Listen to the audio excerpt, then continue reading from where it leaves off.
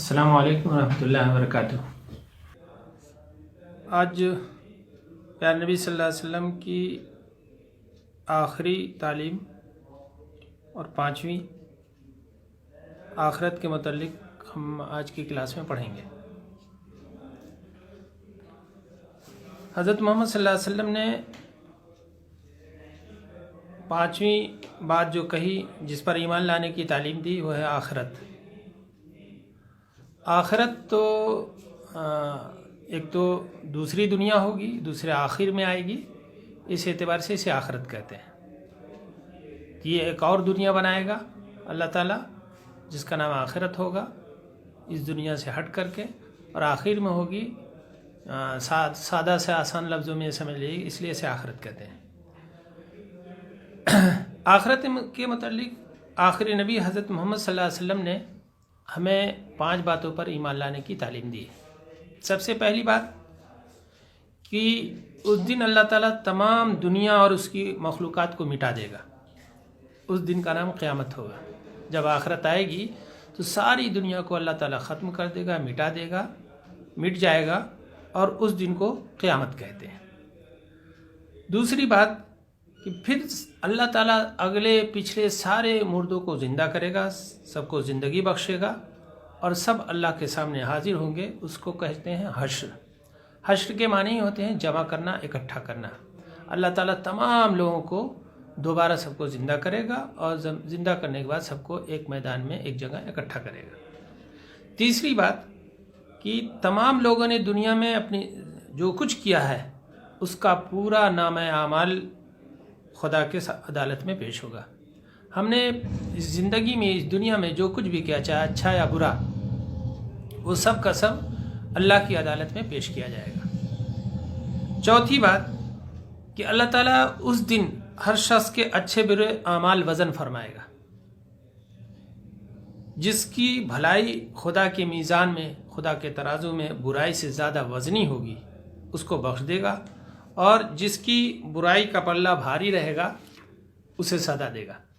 اللہ تعالیٰ سب کے اعمال کو پرکھے گا، جانچے گا۔ جس نے نیک کام زیادہ کیے ہوں گے انہیں بخش دے گا، اور جنہوں نے نیک کام کم کیے ہوں گے، برائیاں زیادہ ہوگی، انہیں سزا دے گا۔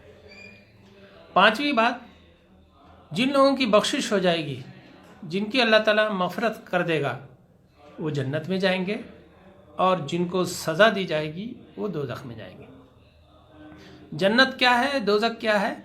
ایک لفظ میں، ایک جملے میں آپ کہہ سکتے ہیں کہ وہ آرام کا ٹھکانہ جس کے بارے میں ہم تصور بھی نہیں کر سکتے، ایسے آرام کی جگہ ہے، ایسے آرام اور سکون کی جگہ جس کا ہم تصور بھی نہیں کر سکتے، تصور میں بھی اس کا اندازہ نہیں لگا سکتے۔ جس طرح سے خدا کی قدرت کا، خدا کی طاقت کا ہم اندازہ لگانے سے قاصر ہیں، اسی طرح سے اللہ تعالیٰ کی بنائی ہوئی جنت کا اندازہ لگانا ہمارے لیے ممکن نہیں ہے، مشکل ہے۔ صرف ہم وہ باتیں کہہ سکتے ہیں جو قرآن کے ذریعے سے، اللہ کے رسول کے ذریعے سے جنت کی نعمتوں کے بارے میں بتایا گیا، وہی باتیں ہم بیان کر سکتے ہیں، لیکن ہم ان باتوں کا احاطہ نہیں کر سکتے کہ جنت میں کس قدر کا آرام ہوگا، اس لیے کہ وہ آرام ہمیں نہ ملا ہے اس دنیا میں کہ ہم محسوس کر لیں اور اس کو بتا لیں اور سمجھا لیں۔ تو جنت ایسی جگہ ہے۔ ٹھیک اسی طرح سے اپوزٹ دوزخ ہے کہ اس میں اس طرح کی تکلیفیں ہوں گی کہ جس کو ہم بیان کرنے سے قاصر ہیں۔ ذرا سوچئے جنت کے، دوزخ کے بارے میں بھی، کہ حدیث میں آتا ہے کہ جہنم کی آگ دنیا کی آگ سے 70 گنا زیادہ سخت ہوگی۔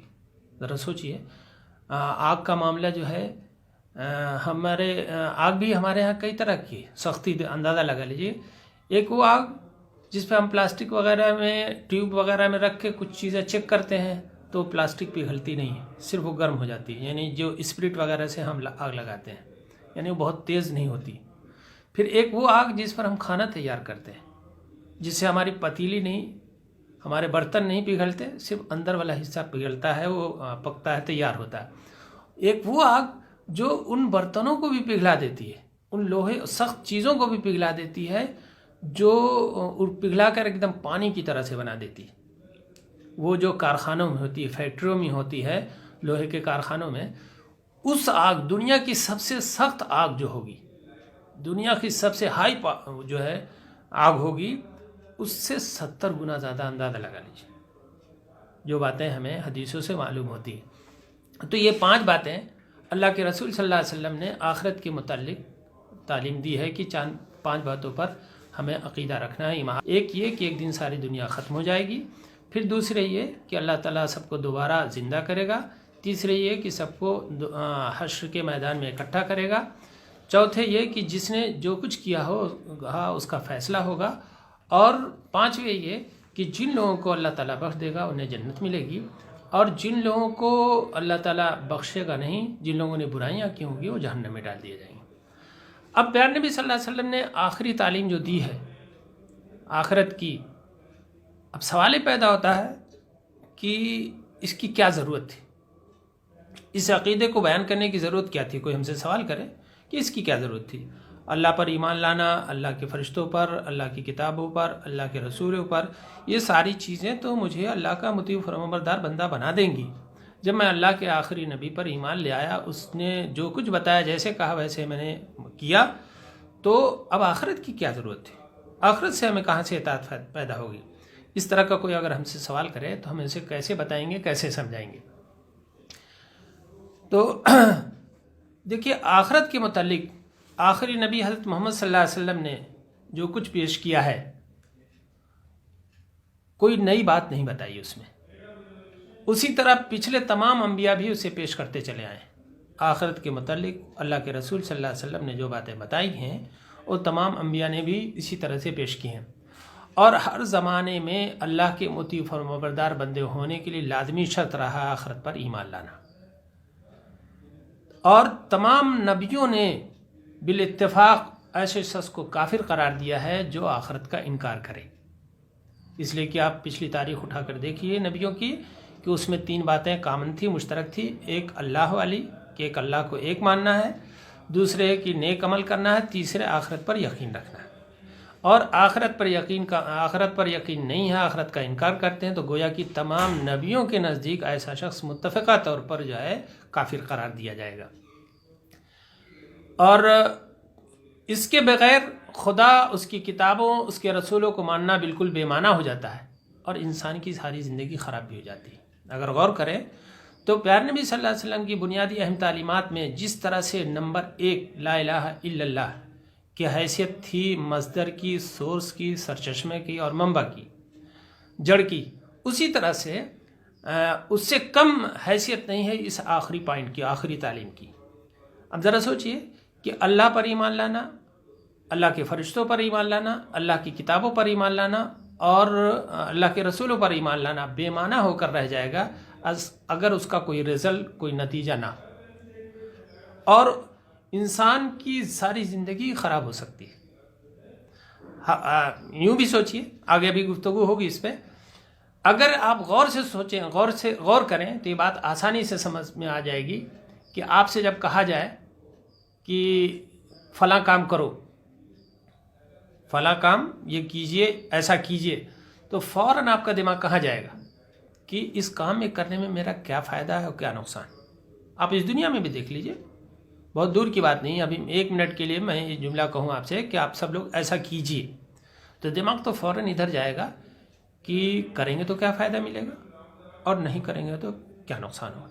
انسان کی فطرت میں یہ بات ہے کہ اگر کوئی بات اس سے کہی جائے گی، کوئی کام کرنے کو کہا جائے تو اس کا دماغ فوراً جاتا ہے، اور اگر کرنے اور نہ کرنے کا کوئی فائدہ اور کوئی نقصان نہیں ہو تو بتائیے تو کون کرے گا یہ کام؟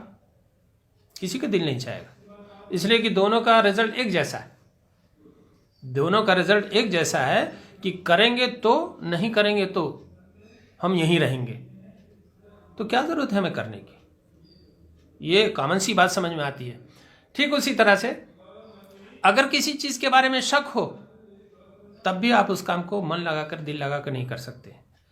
اگر کہا جائے کسی انسان سے کہ تم سویرے اٹھو گے ایک دم تو تمہیں اتنا فائدہ ہوگا، لیکن کہا تو گیا ہم سے کہ سویرے اٹھو گے یہ فائدہ ہوگا، لیکن مجھے شک ہوگی، پتہ نہیں یہ آدمی صحیح کہہ رہا ہے کہ نہیں کہہ رہا، پتہ نہیں اس کا فائدہ ہوگا کہ نہیں ہوگا، تو شک کے ساتھ بھی اس کام کو پوری دل جمی کے ساتھ میں نہیں کر سکتا۔ تو اس پر یقین ہونا، اس سے پتہ چلتا ہے کہ اس بات پر یقین ہونا، فائدے اور نقصان پر جتنا یقین ہوگا اتنا ہی ہم کام اچھی طرح سے کریں گے، اور جتنا ہی میرا یقین اس پر کمزور ہوگا اتنی ہی طرح سے میں اچھی طرح سے اچھے انداز میں وہ کام نہیں کروں گا۔ تو اس کا مطلب یہ ہے کہ اگر ہم اللہ، اس کے رسول، اس کی کتاب، اس کے فرشتوں پر ایمان لائیں اور آخرت پر یقین نہ ہو تو ظاہر سی بات ہے وہ چاروں پوائنٹس بے معنی و بیکار ہو کر رہ جائیں گے، اگر جزا و سزا اس کے ساتھ نہ جوڑی جائے، اس کے ساتھ تعلق اس کا نہ رکھا جائے۔ تو اس کا مطلب یہ ہوا کہ آخرت پر یقین ہر انسان کے لیے لازم اور ضروری ہے، اور آخرت پر یقین کیے ہوئے، آخرت پر ایمان لائے بغیر وہ چاروں باتیں جن پر ایمان لانے کی تعلیم آخری نبی حضرت محمد صلی اللہ علیہ وسلم نے دی ہے وہ بے معنی ہو کر رہ جائے گی۔ اس لیے پیارے نبی صلی اللہ علیہ وسلم کی اس بنیادی تعلیم آخرت پر بھی ایمان لانا ہمارے لیے لازم اور ضروری ہے۔ اب پیارے نبی صلی اللہ علیہ وسلم کی پانچوں باتیں بنیادی تعلیم وہ کمپلیٹ ہوئی، لیکن ابھی آخرت کے متعلق بہت ساری باتیں اٹھ سکتی ہیں، سوال پیدا ہو سکتا ہے، تو اس لیے یہ سلسلہ ابھی اور چلے گا۔ انشاءاللہ باقی باتیں اب کل۔